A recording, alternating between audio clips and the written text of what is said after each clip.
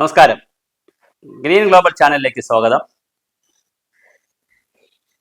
കഴിഞ്ഞ ദിവസങ്ങളിലായി കുട്ടിശാസ്ത്രജ്ഞന്മാരുടെ പ്രവൃത്തിമേള കഴിഞ്ഞു. സ്കൂൾ പ്രവൃത്തിമേള 40 വർഷമായി ഈ പ്രവൃത്തിമേള തുടങ്ങിയിട്ട്. ഒരു 56-57 വർഷമായി നമ്മൾ സ്കൂൾ മേള തന്നെ, സയൻസ് മേള, പിന്നെ പ്രവൃത്തിമേള തുടങ്ങിയിട്ടാണ് 40 വർഷമായി. പിന്നെ IT-കാരുടെ മേള തുടങ്ങിയിട്ടുണ്ട്, ഗണിതശാസ്ത്ര മേള. ഇതെല്ലാം കൂടി 25 വർഷത്തിന് മുകളിലായി എല്ലാം കൂടി. എന്ന് പറഞ്ഞാൽ ആദ്യത്തെ മേളയിൽ പങ്കെടുത്ത കുട്ടി ഏറ്റവും ആദ്യത്തെ മേളയിൽ പങ്കെടുത്ത കുട്ടിക്ക് ഇപ്പോൾ വലിയ നല്ല പ്രായമോ 60 വയസ്സ് കഴിയും. പക്ഷെ നമ്മുടെ ശാസ്ത്രമേളയിൽ ഓരോ വർഷവും വ്യത്യസ്തമായ ഒരുപാട് നല്ല കണ്ടുപിടുത്തങ്ങളാണ് കുട്ടികൾ കൊണ്ടുവരുന്നത്. ആ കണ്ടുപിടുത്തങ്ങൾ കൊണ്ടുവരുന്നതിന് തീർച്ചയായും ടീച്ചർമാരുടെ ഒരു ആശയം ചിലപ്പോൾ ഒന്ന് കുട്ടികളുമായി ചർച്ച ചെയ്ത് കാണും. ചിലപ്പോൾ ഞാൻ വെഞ്ഞാറമൂട് ഉള്ള ഒരു നന്ദകുമാറുണ്ട്, അപ്പൊ അതേ ഇത്തരം കാര്യങ്ങളിലൊക്കെ സഹായിക്കുന്ന ഒരു ആൾ കൂടിയാണ്. എനിക്ക് അറിയാവുന്നതുകൊണ്ട് ഞാൻ പറഞ്ഞത്. അപ്പൊ അത്തരം ആളുകളുടെ സേവനമൊക്കെ എടുക്കും ലോകത്തുള്ളവർ. ആരുടെ സേവനം എടുത്താലും കുട്ടികളാണ് അതിന്റെ പ്രധാനമായി കാര്യങ്ങൾ ചെയ്യുന്നത്. അപ്പൊ അങ്ങനെയുള്ള കുട്ടികളെ തീർച്ചയായിട്ടും അവരെ സഹായിക്കാൻ ഒരു പ്രത്യേക ഫണ്ട് വിദ്യാഭ്യാസ വകുപ്പും ശാസ്ത്ര സാങ്കേതിക വകുപ്പും മാറ്റിവെക്കേണ്ടതാണ്. കേരള ശാസ്ത്ര സാങ്കേതിക വകുപ്പ് ബാലശാസ്ത്ര കോൺഗ്രസ് നടത്താറുണ്ട്. ശാസ്ത്ര സാഹിത്യ പരിഷത്ത്, യുറീക്ക പോലുള്ള ബാലശാസ്ത്ര കോൺഗ്രസുകൾ നടത്താറുണ്ട്. ഒരുപാട് സംഘടനകളൊക്കെ, പിന്നെ മറ്റ് സന്നദ്ധ സംഘടനകൾ, സാമൂഹ്യ സംഘടനകൾ, സാമുദായിക സംഘടന, ഇവരെല്ലാം കുട്ടികളെ പ്രോത്സാഹിപ്പിക്കാൻ ബാലജന സഖ്യം, പിന്നെ കേശവമാനിയുടെ അക്ഷരമുറ്റം, പിന്നെ നല്ല പാഠം, പിന്നെ സീഡ്, മാതൃഭൂമിയുടെ, ഇങ്ങനെ ഒരുപാട് ആളുകൾ കുഞ്ഞുങ്ങളുടെ ക്രിയാശേഷി വർദ്ധിപ്പിക്കാൻ, അവരുടെ ക്രിയേറ്റിവിറ്റി വർദ്ധിപ്പിക്കാനുള്ള പ്രവർത്തനങ്ങൾ ചെയ്യും. എന്നാൽ അവർ എത്ര മാതൃകാപരമായ പ്രോജക്റ്റുകൾ അവതരിപ്പിച്ചാലും ആ വർഷം കൊണ്ട് അതങ്ങ് തീരും. പിന്നെ അവർ റുട്ടീൻ സിലബസ് പഠിച്ചു പോവുകയാണ്. നമ്മൾ ഗൗരവമായി വിലയിരുത്തേണ്ടത് എത്ര കുട്ടിശാസ്ത്രജ്ഞന്മാരെ നമ്മൾ കണ്ടെത്തി, അവരെ കണ്ടുപിടുത്തങ്ങളെ പ്രോത്സാഹിപ്പിച്ച് അവരെ വലിയ ശാസ്ത്രജ്ഞന്മാരാക്കി. ഇത് വലിയൊരു പ്രതിസന്ധിയാണ്. ലോകത്ത് വിവിധ രാജ്യങ്ങളിൽ തിരിച്ചാണ് ചിന്തിക്കുന്നത്. നമ്മുടെ കുഞ്ഞുങ്ങൾ വളരെ ക്രിയേറ്റീവായി ചിന്തിക്കുകയും വളരെ മനോഹരമായ കണ്ടുപിടുത്തങ്ങളും പ്രോജക്റ്റുകളും ഡിസൈനുകളും ശാസ്ത്രമേളയിലോ, അത് ഗവൺമെന്റ് നടത്തുന്നതാവട്ടെ ആര് നടത്തുന്നതാവട്ടെ, അതിനെ സംബന്ധിച്ച് വലിയ വാർത്തകൾ വരുമല്ലോ.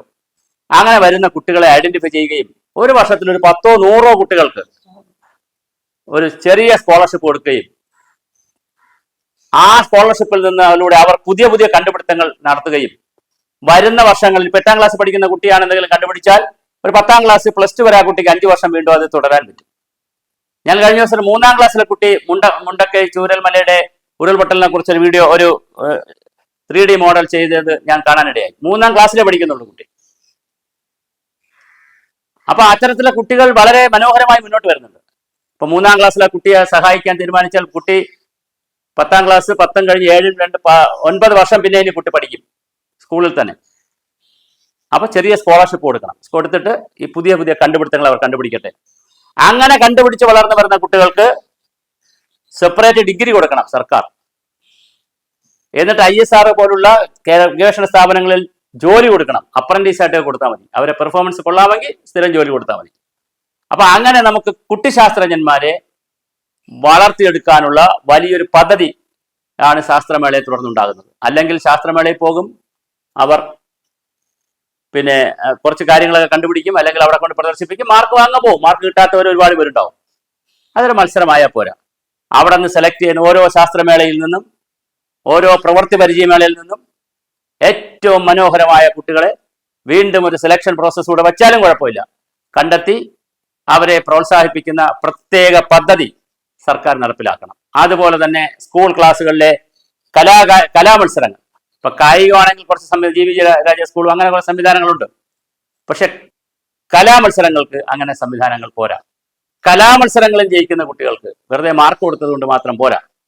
ചെറിയ സ്കോളർഷിപ്പ് കൊടുക്കുകയും അവരുടെ കലാവാസന വളർത്തിയെടുക്കുകയും വേണം, പ്രത്യേകിച്ച് താഴ്ന്ന ക്ലാസ്. അപ്പൊ ഒരുപാട് കുട്ടികൾ ഇതിലേക്ക് വരികയും അവർക്ക് ആ തരത്തിൽ സ്കോളർഷിപ്പ് ഒക്കെ കിട്ടുകയും, ഈ പ്രവൃത്തി ചെയ്തില്ലെങ്കിൽ സ്കോളർഷിപ്പ് കട്ട് ചെയ്യാം. ഈ പരീക്ഷണങ്ങൾ ഇല്ലെങ്കിൽ പിന്നെ സ്കോളർഷിപ്പ് കൊടുക്കണമെന്നില്ല.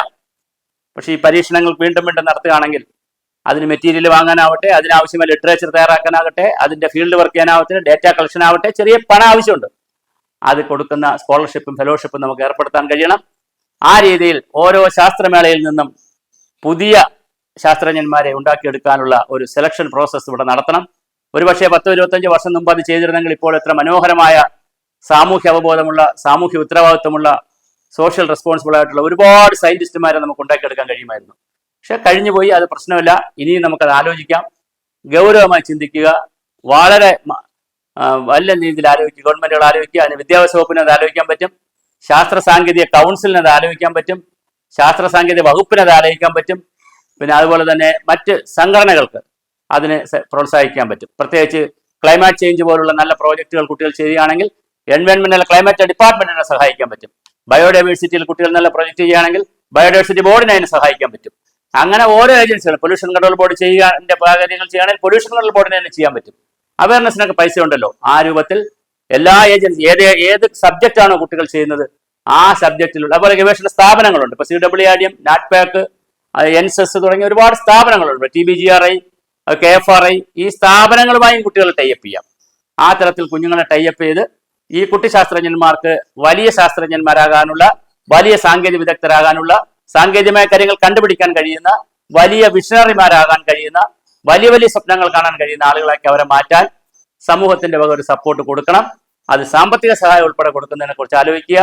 ഫെലോഷിപ്പും അതുപോലെ തന്നെ ചെറിയ തുകയുമൊക്കെ പിന്നെ സാമ്പത്തിക സഹായം പല രൂപത്തിൽ അവർക്ക് ഓൺ ടൈമോ അല്ലെങ്കിൽ ചിലപ്പോൾ ഓൺ ടൈം കൊടുത്താലും മതി, അവർ പ്രോജക്റ്റ് വൈസ് കൊടുത്താലും മതി.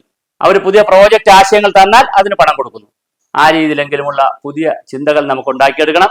തീർച്ചയായിട്ടും നമ്മുടെ രാജ്യത്തിനും നമ്മുടെ കേരളത്തിനും സംസ്ഥാനത്തിനും ഒക്കെ നല്ല സാമൂഹ്യ പ്രതിബദ്ധതയുള്ള ഒരുപാട് ശാസ്ത്രജ്ഞന്മാരെയും സാങ്കേതിക വിദഗ്ധരെയും ആവശ്യമുണ്ട്. അതിനാവട്ടെ നമ്മുടെ ശാസ്ത്രമേളകളും നമ്മുടെ സയൻസ് പിന്നെ പ്രവൃത്തി പരിചയമേളകളും ഗണിതശാസ്ത്രമേളകളും ഒക്കെ അതിലേക്ക് വിരൽ ചൂണ്ടുന്നതാവട്ടെ. ഇനിയും അടുത്ത വർഷം മുതൽ, ഈ വർഷം മുതൽ അത് ആരംഭിക്കാം. അടുത്ത വർഷം മുതൽ ഇത് കൂടി അനൗൺസ് ചെയ്തുകൊണ്ട് പ്രവൃത്തി പരിചയമേളയിലേക്കും ശാസ്ത്രമേളയിലേക്കും ഗണിതശാസ്ത്രമേളയിലേക്കും IT മേഖലകളിലേക്കും പുതിയ കുരുന്നുകൾ വളർന്നു വരട്ടെ, പങ്കെടുക്കട്ടെ. അങ്ങനെയുള്ള അവർക്ക് വിത്തും വളവും എല്ലാം കൊടുത്ത് അത് സാമ്പത്തിക രൂപത്തിൽ, അതുപോലെ തന്നെ വലിയ വലിയ സയന്റിസ്റ്റുമാരുണ്ട്, അവരുമായി ടൈപ്പ് ചെയ്ത് കൊടുക്കാം, അവരുടെ മെന്റർഷിപ്പ് കൊടുക്കാൻ പറ്റും. അപ്പൊ നല്ല ഏറ്റവും നല്ല ഗണിതശാസ്ത്രമേളയിൽ ഏറ്റവും നല്ല മുന്നിൽ വരുന്ന കുട്ടികളെ 10 കുട്ടികളെ സെലക്ട് ചെയ്ത് ഏറ്റവും നല്ല ഗണിത പ്രൊഫസർമാരെ, ഗണിതശാസ്ത്ര സയന്റിസ്റ്റുമാരെ, ശാസ്ത്രജ്ഞന്മാരെ ടൈപ്പ് ചെയ്ത് കൊടുക്കാൻ പറ്റും. മെന്ററിങ് കൊടുക്കാൻ പറ്റും, സ്പോൺസറിങ് കൊടുക്കാൻ പറ്റും, ഫെലോഷിപ്പ് കൊടുക്കാൻ പറ്റും. ആ രീതിയിൽ പല രീതിയിൽ കുഞ്ഞുങ്ങളെ സഹായിക്കാൻ പറ്റും. അതിനുള്ള പദ്ധതിയും പാക്കേജും കൂടി ഗവൺമെന്റ് തയ്യാറാക്കണം. നമുക്ക് കുട്ടിശാസ്ത്രജ്ഞന്മാർ ഒരുപാട് ഉണ്ടായി വരട്ടെ. നല്ല മാതൃക പ്രൊജക്റ്റുകളാണ് പല മേളകളിലും നടക്കുന്നത്. അത് വീണ്ടും വീണ്ടും കൂടുതൽ നന്നായി ചെയ്യാൻ കുഞ്ഞുങ്ങളെ സഹായിക്കുന്ന പദ്ധതികൾ സർക്കാരുകൾ, കേന്ദ്ര സംസ്ഥാന സർക്കാരുകളും പഞ്ചായത്തുകളും, ശരിക്കും പഞ്ചായത്ത് രാജ് സ്ഥാപനങ്ങൾക്ക് ഇതിനകത്ത് വലിയ സംഭാവന ചെയ്യാൻ പറ്റും. കാരണം അവരെ നാട്ടിലെ പ്രശ്നങ്ങൾ, അവരെ നാട്ടിലെ കാര്യങ്ങളാണ് കുഞ്ഞുങ്ങൾ കൂടുതൽ പഠിക്കുന്നത്. അപ്പോൾ പഞ്ചായത്ത് രാജ് സ്ഥാപനങ്ങളും ആ കുട്ടികളെ വിളിക്കുകയും അവരെ അനുമോദിക്കുകയും അവർക്ക് ചെറിയ ഫെലോഷിപ്പ് കൊടുക്കുകയും ഓൺ ടൈം സഹായം കൊടുക്കുകയൊക്കെ ചെയ്യാൻ, പ്രോജക്റ്റുകൾ വയ്ക്കുവാൻ ഗ്രാമ, ബ്ലോക്ക്, ജില്ലാ പഞ്ചായത്തുകൾക്കും കഴിയട്ടെ. അങ്ങനെ മാതൃകാപരമായ മറ്റൊരു സൃഷ്ടി കൂടി, മറ്റൊരു കാര്യം കൂടി ചെയ്യാൻ കേരളത്തിന് സാധിക്കട്ടെ.